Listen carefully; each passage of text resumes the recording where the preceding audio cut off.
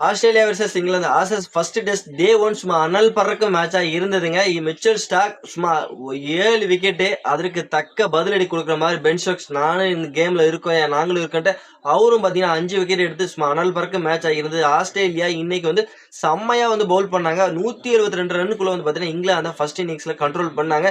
Okay அவ்வளவுதான் முடிஞ்சு போச்சு நினைச்சிட்டு இருக்கும் போது இங்கிலாந்து மறுபடியும் அவங்க ஒரு ஃபயர் ஃபேக்டரா உருவாகி ஆஸ்திரேலியாவை பாத்தீங்கன்னா பயங்கரமா வந்து சுருட்டிட்டு இருக்காங்க. 123 ரனுக்கு 9 விக்கெட் இழந்து ஆஸ்திரேலியா தத்தளிச்சிட்டு இருக்காங்க. மோசமான ஒரு பேட்டிங்கா இருந்துட்டு இருக்கு.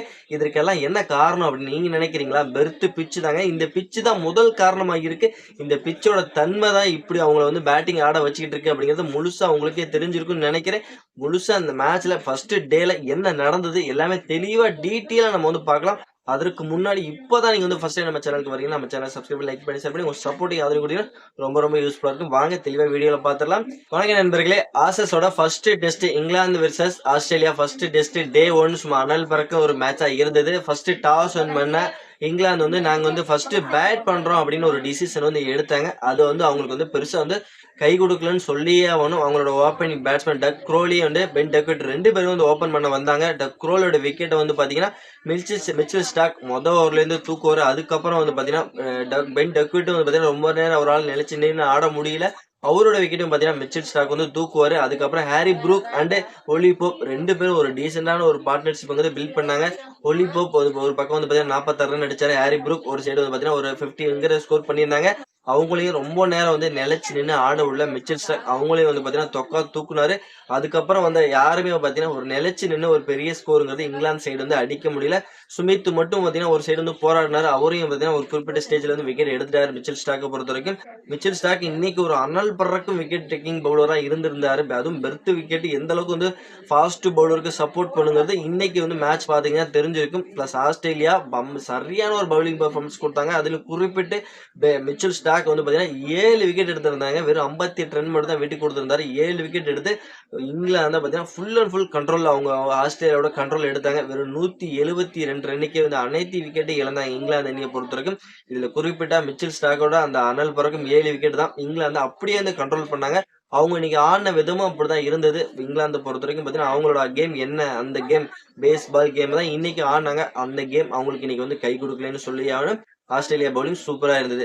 ஓகே 172 ரன்னுக்குள்ள கண்ட்ரோல் பண்ணிட்டாங்க. ஆஸ்திரேலியா சும்மா வேற லெவலா பேட்டிங் ஆட போறாங்க அவங்களோட ஹோமி அப்படின்னு நினைச்சிட்டு இருக்கும் போது அவங்களுக்கும் வந்து பாத்தீங்கன்னா செக் வச்சாங்க. England bowling unit Chopra Archer வந்து மொத பாலே வந்து பாத்தீங்கன்னா அவங்களோட ஓப்பனிங் பேட்ஸ்மேன் விக்கெட் எடுப்பாரு. அது சூப்பரா இருக்கும். அதுக்கப்புறம் வந்து பாத்தீங்கன்னா மாரன் லபுசன் சுமித் அப்படின்ட்டு அடுத்தடுத்து விக்கெட்டுகள் வந்து எடுக்க ஆரம்பிச்சாங்க. சோப்ரா ஆர்ச்சர் சரி பிரெண்டன் கார்சன் வந்து முதல் 4 விக்கெட் வந்து பாத்தீங்கன்னா 33 ரன்னுக்கு வந்து எடுத்து ஆஸ்திரேலியாவை தத்தளிக்க வச்சாங்க. அதுக்கப்புறமும் நிப்பாட்டலங்க. இங்கிலாந்தோட கேப்டன் பென் ஸ்டோக்ஸ் வந்து நான் இருக்கேன், நானும் வந்து விக்கெட் டேக்கிங் பவுலர் தான், என்னாலையும் வந்து பாத்தீங்கன்னா பயங்கரமா விக்கெட் எடுக்க முடியுது அவரும் வந்து காமிக்க ஆரம்பிச்சாரு. அதுக்கப்புறம் வந்து பாத்தீங்கன்னா Cameron Green, Alex Carey, Travis ஹெட்ன்ட்டு அவங்களோட பங்குக்கு ஆளாளுக்கு ஒரு 20 ரன் தான் அடிக்க முடிஞ்சுது. நம்ம தலைவன் வந்து பென் ஸ்டோக்ஸ் உள்ள வந்ததுக்கு அப்புறம் அவங்களோட விக்கெட்டே வந்து பாத்தீங்கன்னா அப்படியே அடுத்து விக்கெட் எடுக்க ஆரம்பிச்சாரு. ஒரு இடத்துல 4 விக்கெட் வந்து எடுத்திருந்தாங்க. அவங்களோட டாப் ஆர்டர் எல்லாம் வந்து பாத்தீங்கன்னா சோப்ரா ஆர்ச்சரும் பிரெண்டன் கார்சனும் எடுத்திருந்தாங்க. அதுக்கப்புறம் எடுத்த 5 விக்கெட்டுமே பாத்தீங்கன்னா ஒரு முக்கியமான அந்த 5 விக்கெட்டுமே எடுத்தது எல்லாமே வந்து இங்கிலாந்தோட கேப்டன் பென் ஸ்டோக்ஸ் தாங்க. 5 விக்கெட் சூப்பரா இருந்தது. ஆஸ்திரேலியாவை அப்படியே வந்து கண்ட்ரோல் பண்ணாங்க.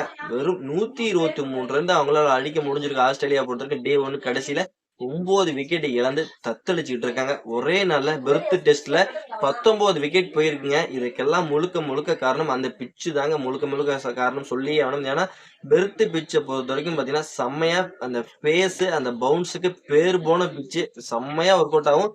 அதனாலதான் வந்து பாத்தீங்கன்னா பேட்ஸ்மேன் இங்க ரன் அடிக்கிறது ரொம்ப கஷ்டையா அந்த பிச்சு அதோட வேலையை சரியா செஞ்சிருக்கு.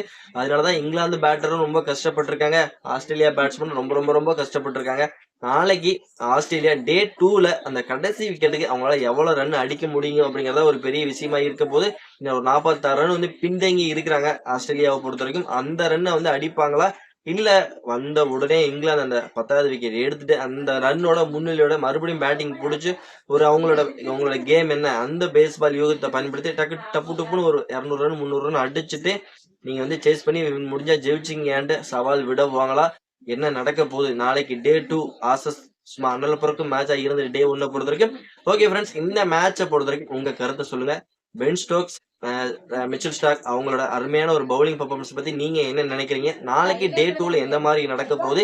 இந்த டெஸ்ட் யார் வின் பண்றதுக்கு வாய்ப்பு அதிகமாவே இருக்கு அப்படிங்கறத நான் மறக்காம நம்மளோட கமெண்ட் செக்ஷன்ல கமெண்ட் பண்ணிருங்க. மறக்காம நம்மளோட சேனலையும் வந்து பாத்தீங்கன்னா சப்ஸ்கிரைப் பண்ணி லைக் பண்ணி ஷேர் பண்ணி டே 2ஓட ரிவ்யூவை காண மறந்துடாதீங்க. பக்கத்துல பெல் ஐக்கன் அதை கிளிக் பண்ணீங்கன்னா நாளைக்கு டே 2ஓட ரிவ்யூ கம்பல்சரி நம்ம வந்து பார்க்கலாம். நாளைக்கு India versus south Africa second test வேற ஆரம்பிக்க போகுது. அதையும் கம்பல்சரி வந்து பார்த்து தெரிஞ்சுக்க. நம்ம வந்து நெக்ஸ்ட் வீடியோ பண்ணலாம். Bye bye friends.